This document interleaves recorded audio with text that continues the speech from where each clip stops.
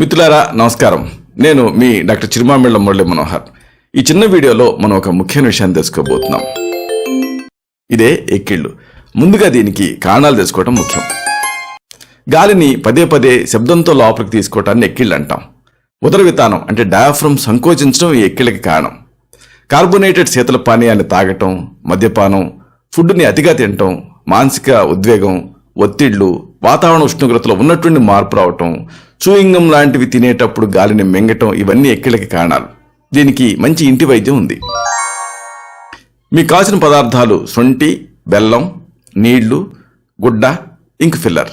పద్ధతి తెలుసుకుందాం. శొంఠి, బెల్లం రెండు కలిపి కొద్దిగా నీళ్లు పోసి నూరండి. ఈ ముద్దని గుడ్డలో పెట్టి పిండండి. ఈ ద్రవాన్ని ఇంక్ ఫిల్లర్తో కానీ ఐ డ్రాపర్తో కానీ తీసుకొని 2 లేదా 3 చుక్కలు ముక్కులు వేసుకుంటే వెంటనే ఎంతకాలం నుంచి ఇబ్బంది పెట్టే ఎక్కిళ్ళైనా సరే తగ్గుతాయి.